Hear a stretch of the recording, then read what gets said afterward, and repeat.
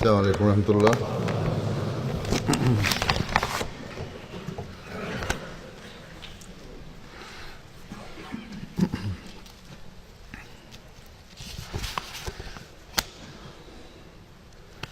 أشهد أن لا إله إلا الله وحده لا شريك له وأشهد أن محمدا عبده ورسوله. أما بعد فأعوذ بالله من الشيطان الرجيم. بسم الله الرحمن الرحيم. الحمد لله رب العالمين الرحمن الرحيم مالك يوم الدين. إياك نعبد وإياك نستعين.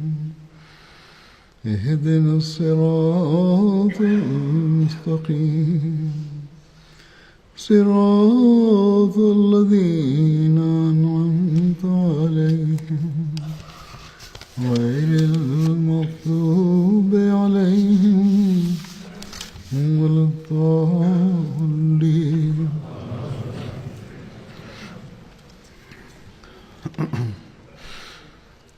حضرت مسیح موعود علیہ الصلوۃ والسلام اپنی کتاب کشتی نوح میں فرماتے ہیں کہ خدا چاہتا ہے کہ تمہاری ہستی پر پورا پورا انقلاب آوے اور وہ تم سے ایک موت مانگتا ہے جس کے بعد وہ تمہیں زندہ کرے گا.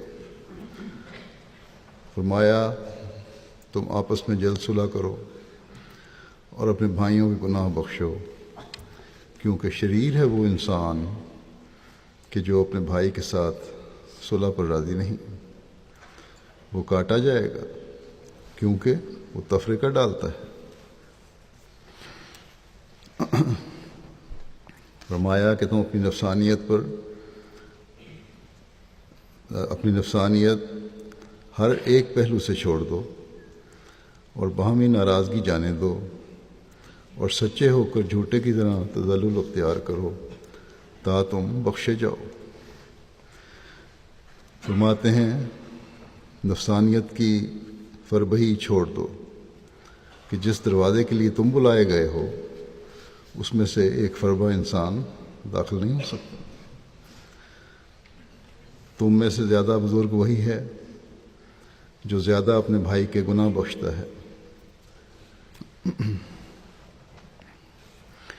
یہ اقتباس مختلف تقریروں میں، درسوں میں اکثر جماعت کے افراد کے سامنے پیش کیا جاتا ہے. اور سچے ہو کر جھوٹے کی طرح تذلل اختیار کرنے کا فکرہ تو ایسا ہے جو اکثر احمدی جو اپنے مختلف اوقات میں اس کے حوالے پیش کرتے ہیں،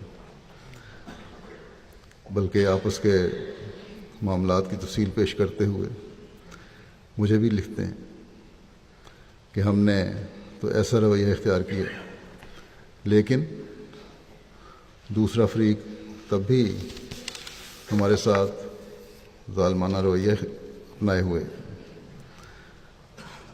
گزشتہ خطبے میں نے قضاء اور جھگڑوں کے مقدموں کے حوالے سے بھی کچھ باتیں کی تھیں.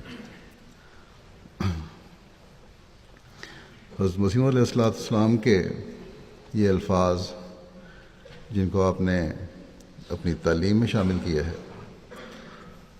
یہ آپ کی اپنے ماننے والوں سے توقعات اور ان کے لیے آپ کے دل کے درد کا اظہار ہے. انسان جب کشتی نوح میں تعلیم کے مکمل حصے کو پڑھتا ہے تو ہل کر رہ جاتا ہے. اور جیسا کہ میں نے کہا کہ یہ چند الفاظ بھی بار بار ہمارے سامنے لائے جاتے ہیں، لیکن پھر بھی بعض لوگ ہم میں سے ایسے ہیں جو معاف کرنے اور صلح کے بڑھے ہوئے ہاتھ کو قبول کرنے کے لیے تیار نہیں ہوتے۔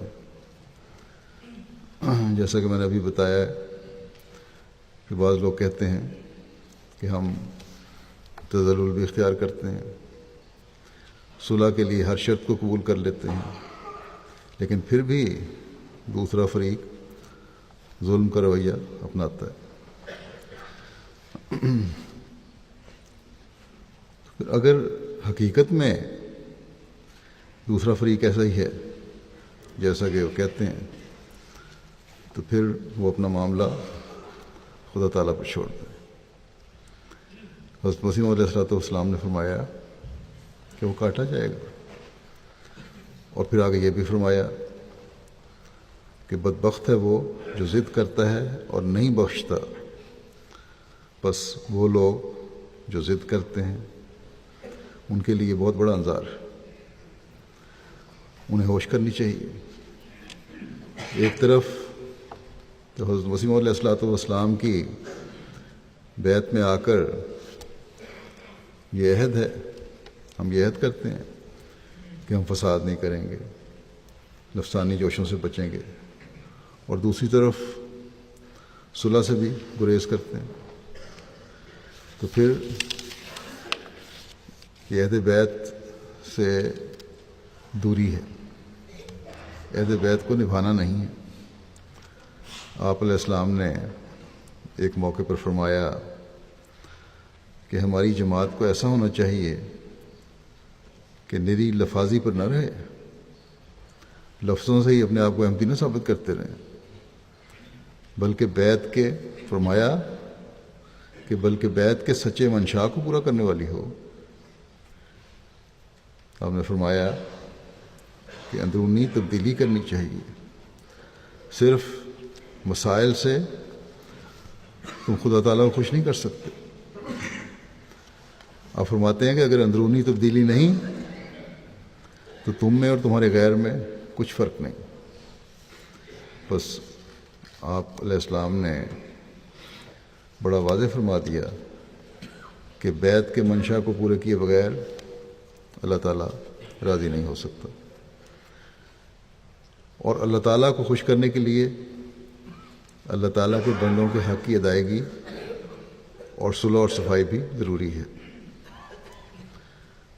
آپ اپنی حالت کا نقشہ کھینچتے ہوئے اور اس بات کا اظہار فرماتے ہوئے کہ آپ میں کتنی وسعت حوصلہ اور معاف کرنے کی طاقت ہے، فرماتے ہیں اپنے بارے میں کہ میں قسم کھا کر کہتا ہوں کہ اگر کوئی شخص جس نے مجھے ہزاروں مرتبہ دجال اور کذاب کہا ہو اور میری مخالفت میں ہر طرح کی کوشش کی ہو اور وہ صلح کا طالب ہو، تو میرے دل میں یہ خیال بھی نہیں آتا اور نہیں آ سکتا کہ اس نے مجھے کیا کہا تھا اور میرے ساتھ کیا سلوک کیا تھا۔ پھر آپ نے ہمیں نصیحت کرتے ہوئے فرمایا کہ میری نصیحت یہی ہے کہ دو باتوں کو یاد رکھو، ایک خدا تعالیٰ سے ڈرو، دوسرے اپنے بھائیوں سے ایسی ہمدردی کرو جیسے اپنے نفس سے کرتے ہو۔ جو اپنے لیے چاہتے ہو یا خواہش ہے کہ تمہارے سے ہمدردی ہو دوسروں کی، وہی سلوک اپنے بھائیوں سے بھی رکھو۔ فرمایا کہ اور اگر کسی سے کوئی قصور اور غلطی سرزد ہو جاوے تو اسے معاف کرنا چاہیے، نہ یہ کہ اس پر زیادہ زور دیا جاوے اور کینہ کشی کی عادت بنا لی جاوے۔ بس ہمیں ہر وقت یہ بات سامنے رکھنی چاہیے کہ آج کل کی دنیا میں جہاں ہر وقت اور ہر جگہ فتنہ و فساد کی حالت پاری ہے، ہم جو اپنے آپ کو حضرت مسیح علیہ السلام کی بیعت میں آ کر ایک حصار میں آیا ہوا سمجھتے ہیں اور اس بات پر شکر کرتے ہیں کہ اللہ تعالیٰ نے ہمیں دنیا کی عمومی فساد کی حالت سے محفوظ رکھا ہوا ہے۔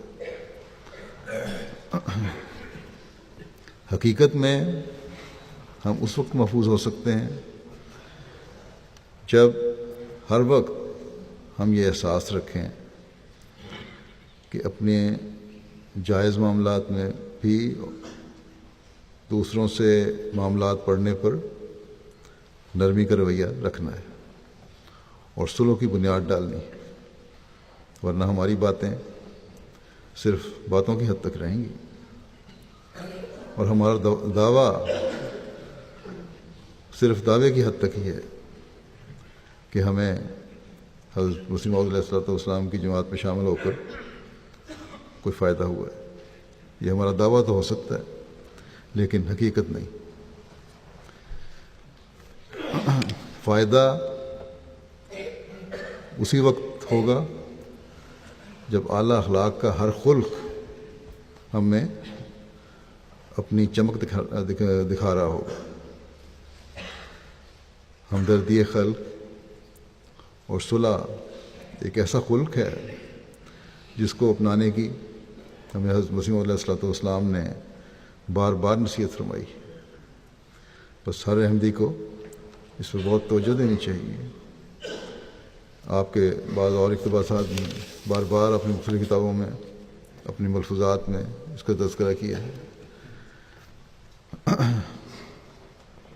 حدیث میں آتا ہے کہ حضرت صلی اللہ علیہ وسلم نے فرمایا کہ طاقتور پہلوان وہ شخص نہیں جو دوسرے کو پچھاڑ دے، اصل پہلوان وہ ہے جو غصے کے وقت اپنے آپ پر قابو رکھتا ہے۔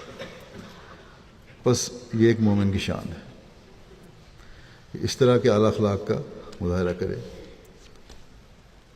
غصے کی حالت میں اپنے اوپر کنٹرول ہونا چاہیے۔ کبھی کوئی کافر اس بات پر عمل نہیں کر سکتا،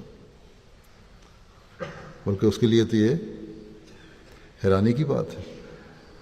حضرت علی رضی اللہ عنہ کا واقعات ہے، جب آپ نے اپنے دشمن کو پچھاڑ لیا، اس پر بیٹھ گئے اور قریب تھا کہ اس کو قتل کر دیتے، اس نے آپ کے منہ پہ تھوک دیا اور آپ علیحدہ ہو گئے۔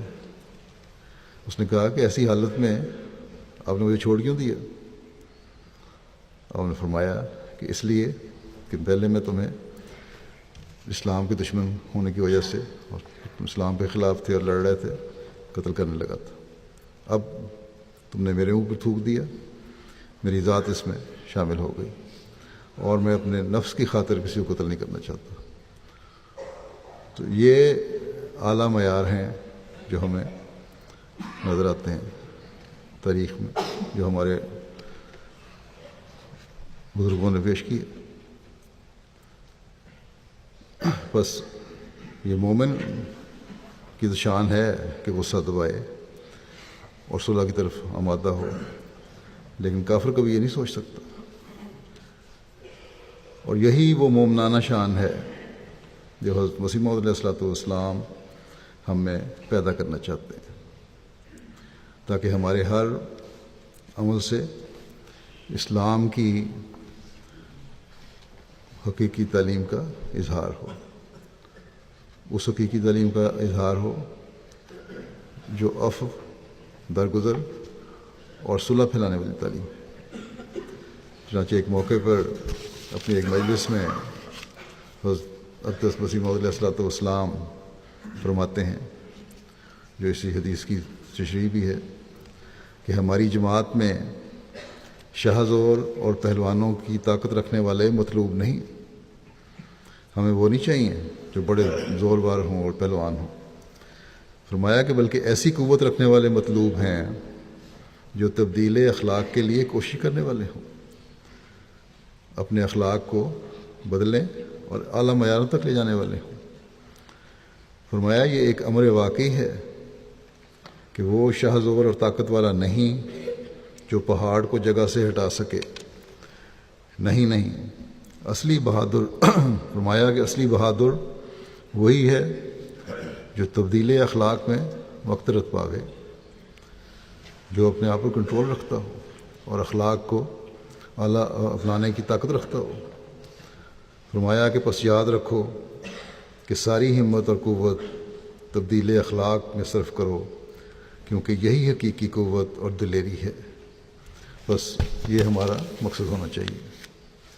پھر ایک موقع پر ایک مجلس میں حضرت مسیح علیہ الصلوۃ والسلام فرماتے ہیں کہ میں سمجھتا ہوں کہ ہر ایک شخص جو اپنے اخلاق سیئہ کو چھوڑ کر عادات ذمیمہ کو ترک کر کے خصائل حسنہ کو لیتا ہے، برے اخلاق کو چھوڑتا ہے، بری عادتوں کو چھوڑتا ہے اور اچھی اخلاق اور خصلتوں کو حاصل کرنے کی کوشش کرتا ہے، فرمایا یہ اس کے لیے وہی کرامت ہے۔ ترک کر کے خصائل حسنہ کو لیتا ہے، اس کے لیے وہی کرامت ہے، یہ ایک معجزہ ہے اور ایک کرامت ہے اس کے لیے۔ یہ تبدیلی ہونا، اعلیٰ اخلاق کی حاصل کرنا، یہ ہر ایک کے لیے کرامت ہے۔ لوگ کہتے ہیں کیا کرامت ہوئی، کیا کرامت دکھائی بیعت میں آ کر؟ تو بیعت میں آ کر کرامت یہی ہے کہ اعلیٰ اخلاق اپنا لیے اور بری باتوں کو چھوڑ دیا۔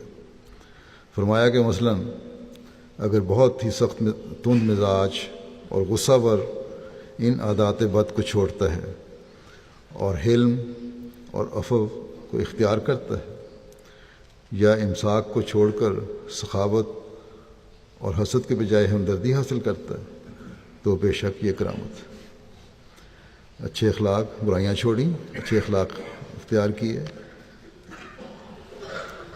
غصہ کو چھوڑا اور معافی اور حلم کی عادت ڈالی، کنجوسی کو چھوڑا اور سخاوت کی، حسد کے بجائے دوسروں سے ہمدردی کا جذبات رکھے، تو فرماتے ہیں کہ ایک کرامت ہے، ایک انقلاب ہے جو تمہارے اندر پیدا ہو گیا۔ فرمایا اور ایسا ہی خود ستائی اور خود پسندی کو چھوڑ کر جب انکساری اور فروتنی اختیار کرتا ہے تو یہ فروتنی ہی کرامت ہے۔ بس تم میں سے کون ہے جو نہیں چاہتا کہ کراماتی بن جائے؟ فرمایا کہ میں جانتا ہوں ہر ایک یہی چاہتا ہے، تو بس یہ ایک مدامی اور زندہ کرامت ہے۔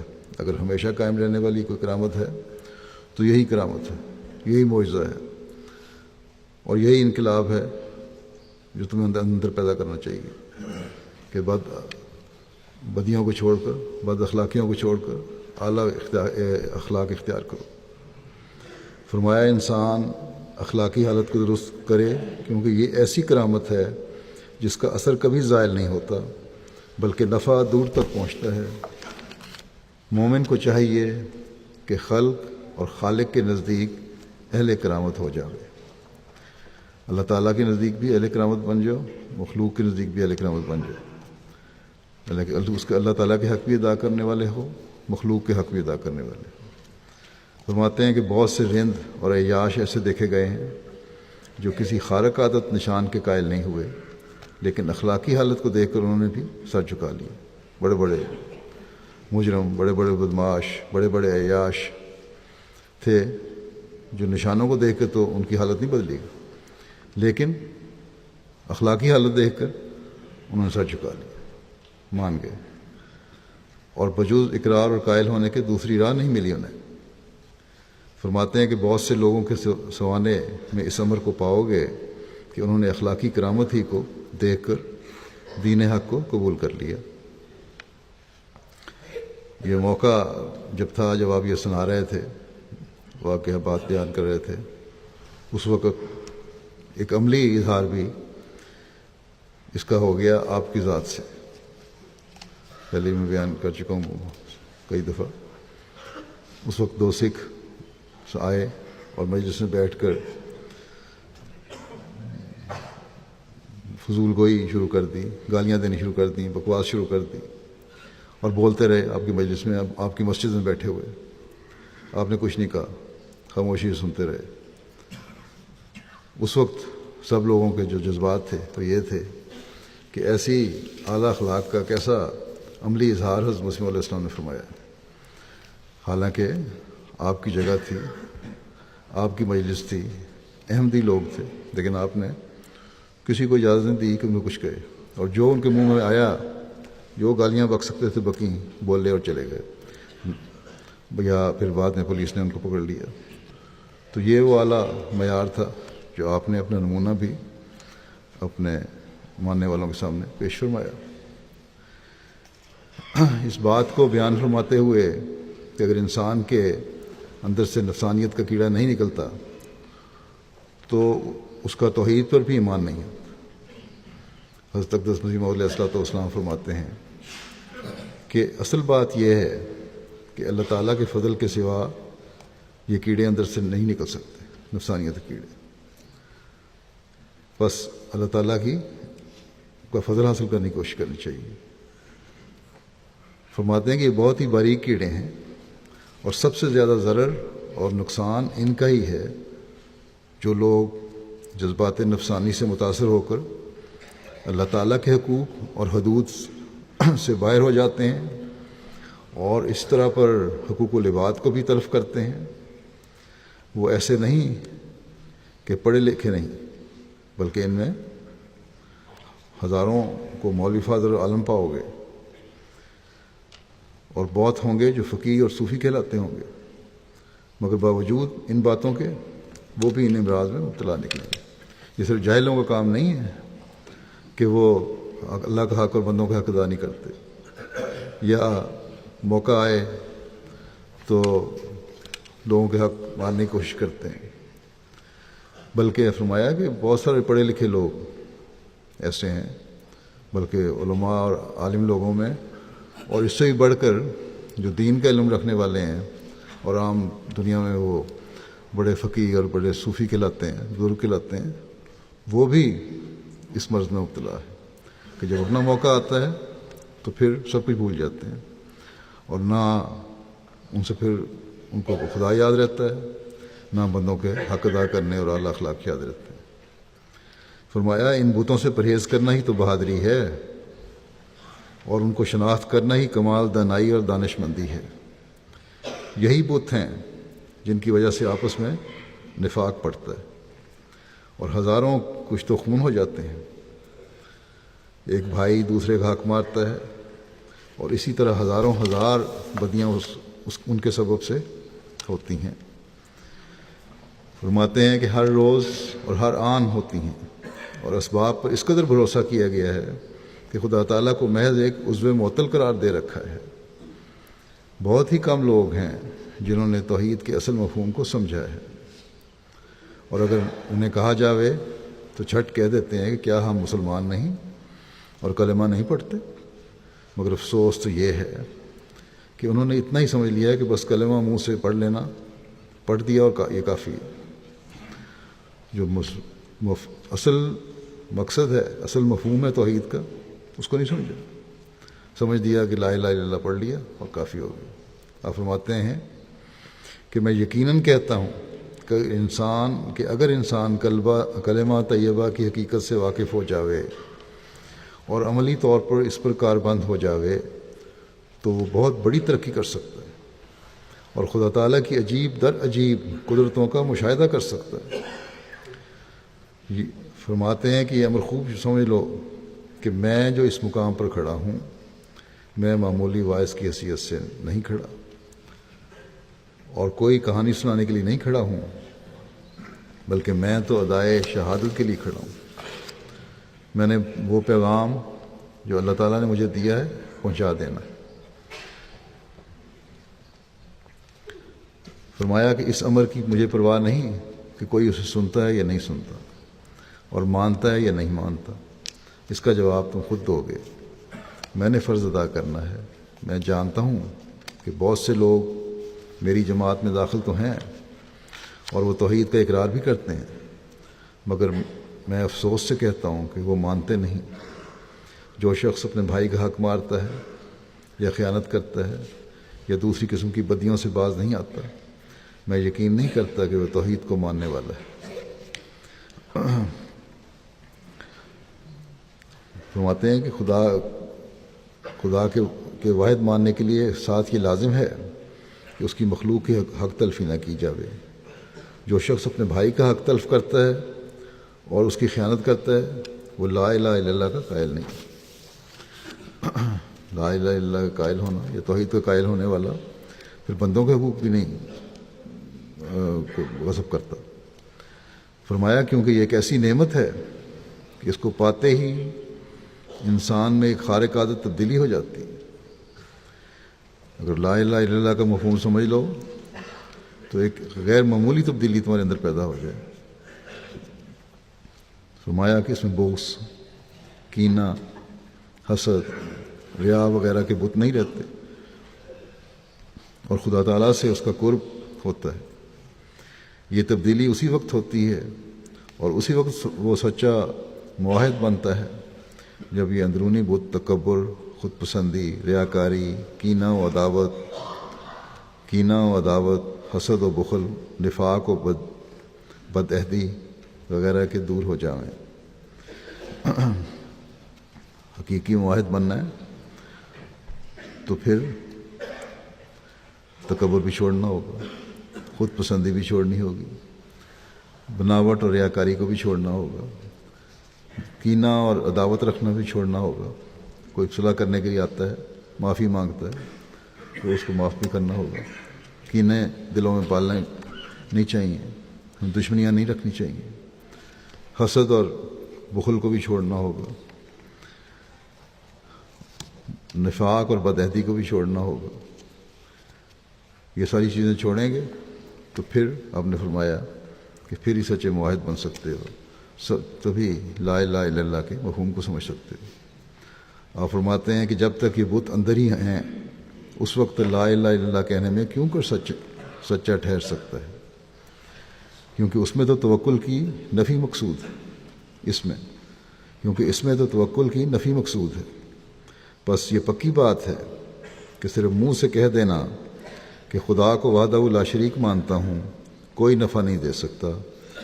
ابھی منہ سے کلمہ پڑھتا ہے اور ابھی کوئی امر ذرا مخالف مزاج ہوا اور غصہ اور غضب کو خدا بنا لیا۔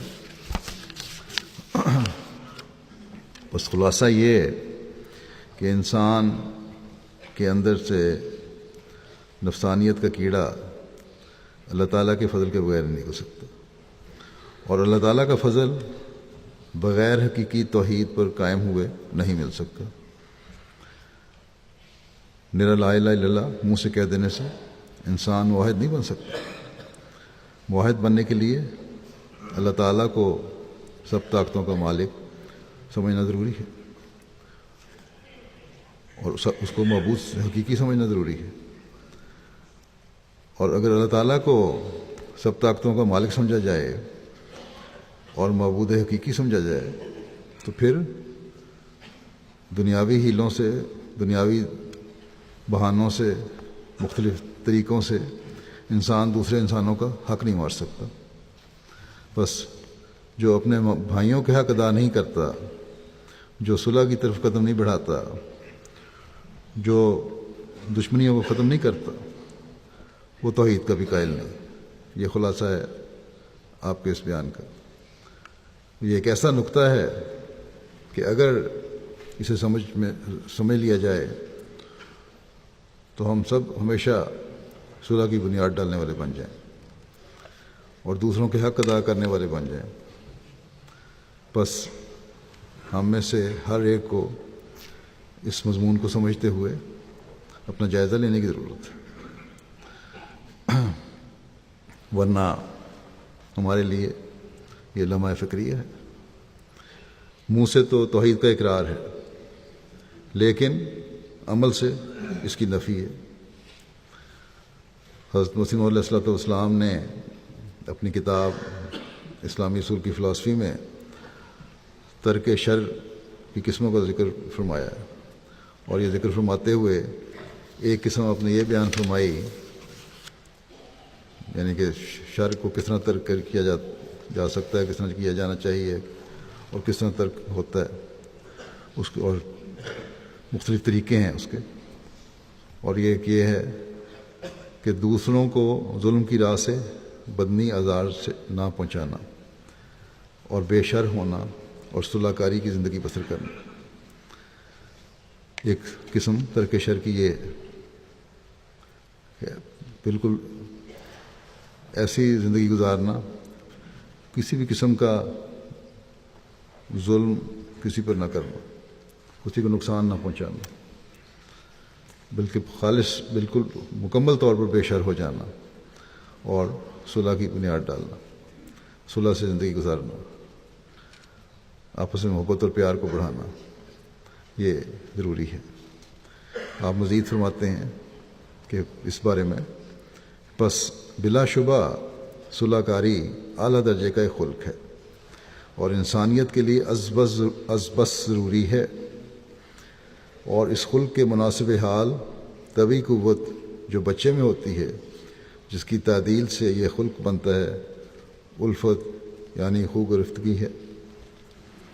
یہ تو ظاہر ہے، فرماتے ہیں یہ تو ظاہر ہے کہ انسان صرف طبعی حالت میں، یعنی اس حالت میں کہ جب انسان عقل سے بے بہرا ہو، صلح کے مضمون کو نہیں سمجھ سکتا اور نہ جنگجوئی کے مضمون کو سمجھ سکتا. انسان اگر یہ خلق جو ہے یہ بچوں میں پیدا ہوتا ہے، فطرت کا خلق ہے یہ صلح کرنا، صلح کی طرف قدم بڑھانا. بچے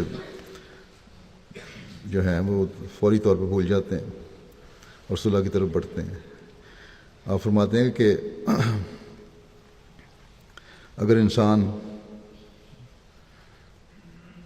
اس طبعی حالت کو اسی وقت سمجھ سکتا ہے جب عقل بھی ہو، اگر عقل نہیں ہے تو صلح کے مضمون کو سمجھ نہیں سکتا انسان، اور اسی طرح نہ جنگجوئی کے مضمون کو سمجھ سکتا ہے، کس وقت صلح کرنی ہے اور کس وقت کن حالات میں جنگ ہونی ہے. فرمایا کہ پس اس وقت جو ایک عادت موافقت کی اس میں پائی جاتی ہے وہ صلح کاری کی عادت کی ایک جڑ ہے، لیکن چونکہ وہ عقل اور تدبر اور خاص ارادے سے اختیار نہیں کی جاتی، اس لیے خلق میں داخل نہیں ہوتی، بلکہ خلق میں تب داخل ہوگی جب انسان بالارادہ اپنے تئیں بے شر بنا کر صلح کاری کے خلق کو اپنے محل پر استعمال کرے. اگر عقل نہیں ہے انسان میں یا طاقت نہیں ہے اس وقت، یا بچے کی حالت ہے، تو وہ ایک اعلیٰ خلق نہیں ہے. اعلیٰ خلق تبھی بنے گا جب سارے حالات کا سامنے جائزہ ہو اور پھر انسان ارادہ کر کے اور کوشش کر کے پھر صلح کی بنیاد کو ڈالے اور اس کو اپنے ماحول پہ استعمال کرے. یا اگر بعض دفعہ ملکوں میں یا قوموں میں جنگ کی نوعیت آ جاتی ہے، پیش آ جاتی ہے صورت، تو اس وقت وہ فیصلے کرتے ہیں، لیکن انصاف سے دور ہو کے نہیں، عقل سے ہٹ کر نہیں، بلکہ موقع اور ماحول کے حساب سے اور سوچ سمجھ کر یہ فیصلے ہوتے ہیں. صلح کاری کی بنیاد بھی ماحول کے صحیح ماحول پہ ہو، صحیح موقع پر ہو، تو یہ ایک اعلیٰ خلق ہے، تبھی بنتا ہے. فرمایا کہ جب انسان بالارادہ اپنے تئیں بے شر بنا کر صلح کاری کے خلق کو اپنے محل پر استعمال کرے اور بے محل استعمال کرنے سے مجتنب رہے، اس میں اللہ جل شانہ یہ تعلیم فرماتا ہے کہ وَأَصْلِحُوا ذَاتَ بَيْنِكُمْ، کہ اپنے درمیان اصلاح کرو.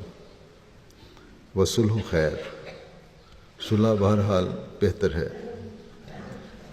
وَإِن جَنَحُوا لِلسَّلْمِ فَاجْنَحْ لَهَا،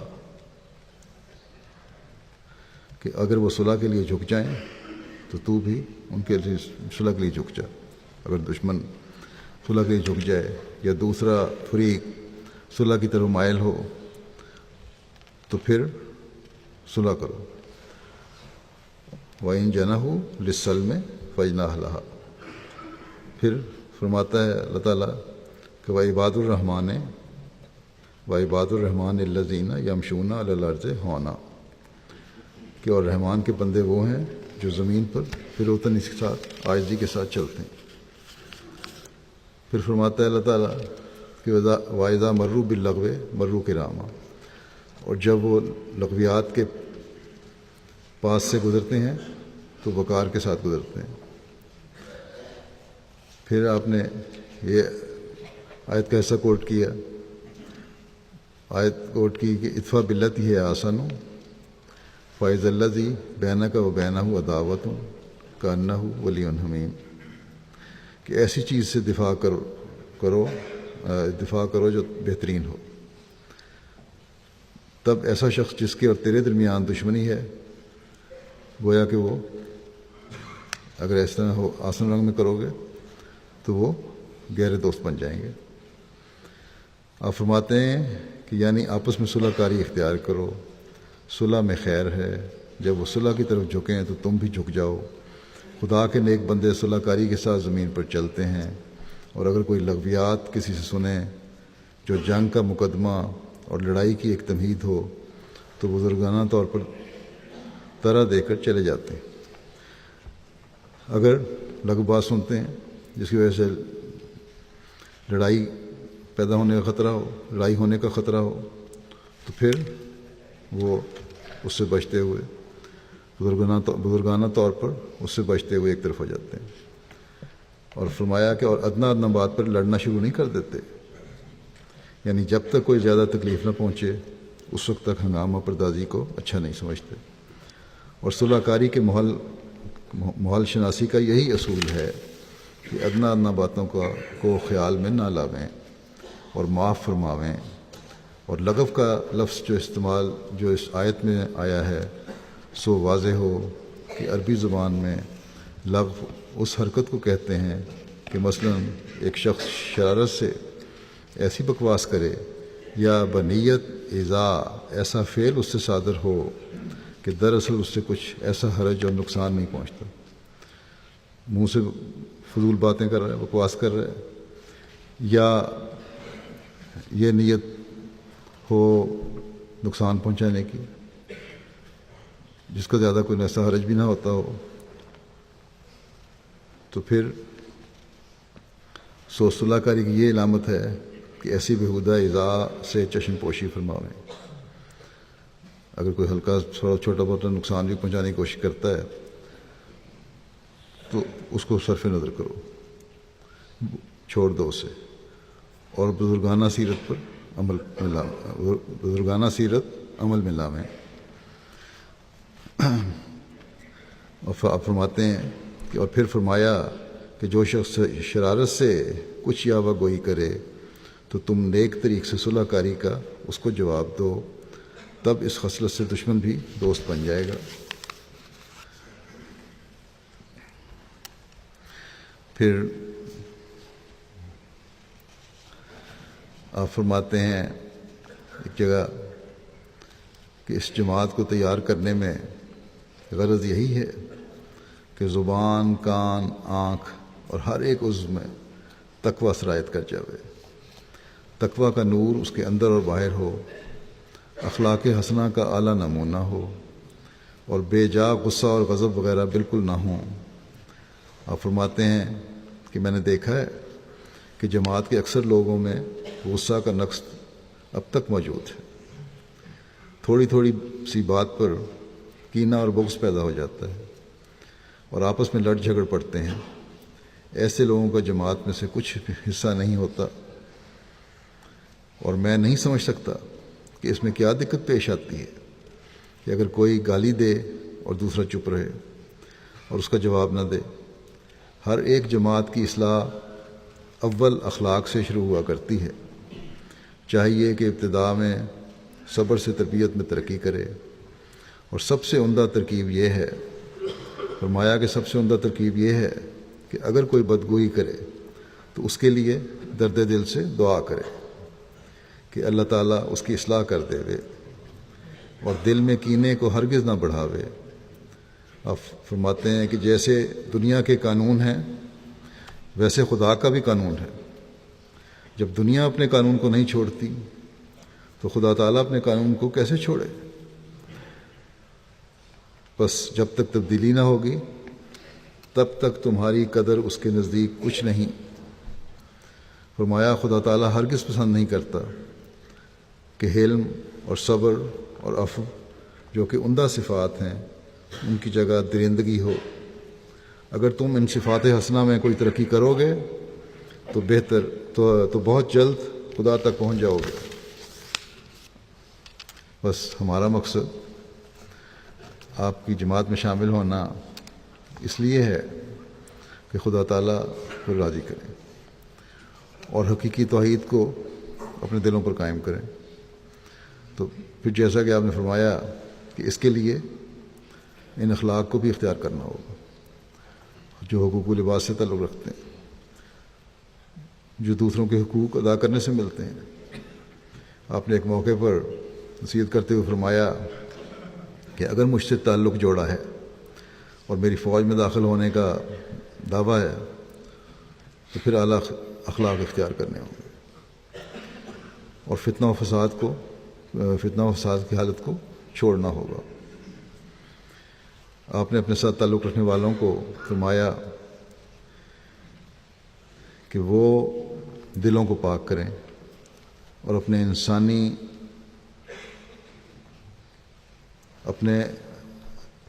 انسانی رحم کو ترقی دیں اور درد مندوں کے ہمدرد بنیں۔ زمین پر صلح پھیلا دیں کہ اس سے ان کا دین پھیلے گا۔ زمین پر صلح پھیلائیں کہ اس سے ان کا دین پھیلے گا، اسلام پھیلے گا، تبلیغ کے راستے کھلیں گے۔ آپ نے فرمایا کہ پس اٹھو اور توبہ کرو اور اپنے مالک کو نیک کاموں سے راضی کرو۔ پھر ایک جگہ اپنی جماعت کو اپنے دلوں سے بغض اور کینوں کو نکالنے اور بنی نوع انسان سے ہمدردی کرنے اور صلح کی بنیاد ڈالنے کی نصیحت کرتے ہوئے فرماتے ہیں، میں اس وقت اپنی جماعت کو جو مجھے مسیح موعود مانتی ہے خاص طور پر سمجھاتا ہوں کہ وہ ہمیشہ ان ناپاک عادتوں سے پرہیز کریں۔ مجھے خدا نے جو مسیح موعود بنا کر بھیجا ہے اور حضرت مسیح ابن مریم کا جامہ مجھے پہنا دیا ہے، اس لیے میں نصیحت کرتا ہوں کہ شر سے پرہیز کرو اور نوع انسان کے ساتھ حق ہمدردی بجا لاؤ۔ اپنے دلوں کو بغضوں اور کینوں سے پاک کرو کہ اس عادت سے تم فرشتوں کی طرح ہو جاؤ گے۔ کیا ہی گندا اور ناپاک وہ مذہب ہے جس میں انسان کی ہمدردی نہیں، اور کیا ہی ناپاک وہ راہ ہے جو نفسانی بغض کے کانٹوں سے بھرا ہے۔ سو تم جو میرے ساتھ ہو ایسے مت ہو۔ تم سوچو کہ مذہب سے حاصل کیا ہے؟ کیا یہی کہ ہر وقت مردم آزاری تمہارا شیوا ہو، لوگوں کو دکھ پہنچانا تمہارا شیوا بن جائے؟ نہیں، فرمایا نہیں، بلکہ مذہب اس زندگی کی حاصل کرنے کے لیے ہے جو خدا میں ہے، اور وہ زندگی نہ کسی کو حاصل ہوئی اور نہ آئندہ ہوگی بجز اس کے کہ خدائی صفات انسان کے اندر داخل ہو جائیں۔ خدا کے لیے سب پر رحم کرو۔ وہ زندگی حاصل کرنی ہے تو بغیر کسی کوشش کے نہیں ہوگی، یہ بغیر اعلیٰ اخلاق کو اپنائے نہیں ہوگی۔ فرمایا کہ خدا کے لیے سب پر رحم کرو تا آسمان سے تم پر رحم ہو۔ آؤ میں تمہیں ایک ایسی راہ سکھاتا ہوں جس سے تمہارا نور تمام نوروں پر غالب رہے، اور وہ یہ ہے کہ تم تمام سفلی کینوں اور حسدوں کو چھوڑ دو اور ہمدرد نوع انسان ہو جاؤ اور خدا میں کھوئے جاؤ اور اس کے ساتھ اعلیٰ درجے کی صفائی حاصل کرو۔ یہی وہ طریق ہے جس سے کرامتیں صادر ہوتی ہیں اور دعائیں قبول ہوتی ہیں اور فرشتے مدد کے لیے اترتے ہیں، مگر یہ ایک دن کا کام نہیں۔ ترقی کرو، ترقی کرو۔ اس دھوبی سے سبق سیکھو جو کپڑوں کو اول بھٹی میں جوش دیتا ہے اور دیے جاتا ہے یہاں تک کہ آخر آگ کی تاثیریں تمام میل اور چرک کو کپڑوں سے علیحدہ کر دیتی ہیں۔ تب صبح اٹھتا ہے اور پانی پر پہنچتا ہے اور پانی میں کپڑوں کو تر کرتا ہے اور بار بار پتھروں پر مارتا ہے۔ تب وہ میل جو کپڑوں کے اندر تھی اور ان کا جزو بن گئی تھی، کچھ آگ سے صدمات اٹھا کر اور کچھ پانی میں دھوبی کے بازو سے مار کھا کر یک دفعہ جدا ہونی شروع ہو جاتی ہیں۔ کپڑے دھوتے ہوئے ان کو بار بار ملنا پڑتا ہے، یا دھوبی ان کو پتھروں پہ مارتا ہے، یا آج کل واشنگ مشینیں ہیں تو ان کو اس تیزی سے گھماتی ہیں کہ وہ میل اتر جاتی ہے۔ یہی مثال آپ نے دی ہے۔ فرمایا کہ یہاں تک کہ کپڑے سفید ہو جاتے ہیں جیسے ابتدا میں تھے۔ یہی انسانی نفس کے سفید ہونے کی تدبیر، جس طرح کپڑے دھلتے ہیں وہی تدبیر جو ہے انسانی نفس کے پاک ہونے کی ہے، اور تمہاری نجات اسی سفیدی پر موقوف ہے۔ یہی وہ بات ہے جو قرآن شریف میں خدا تعالیٰ فرماتا ہے قد افلح من زکاہا، یعنی وہ نفس نجات پا گیا جو طرح طرح کے میلوں اور چرکوں سے پاک کیا گیا۔ بس اس طرح اپنے نفس کو دھونے کی کوشش کرنی چاہیے جس طرح کپڑے دھلنے کی مثال ہمارے سامنے ہے۔ اللہ تعالیٰ ہمیں توفیق دے کہ ہم آپ کی تعلیم پر عمل کرتے ہوئے بنی نوع انسان کے ساتھ ہمدردی کرنے والے ہوں، صلح کی بنیاد ڈالنے والے ہوں، توحید کا صحیح ادراک حاصل کرنے والے ہوں، اور معاشرے میں محبت اور پیار بکھیرنے والے ہوں۔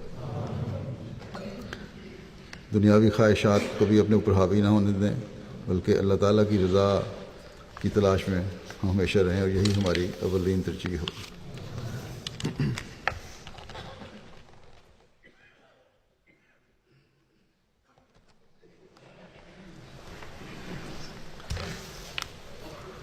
الحمد للہ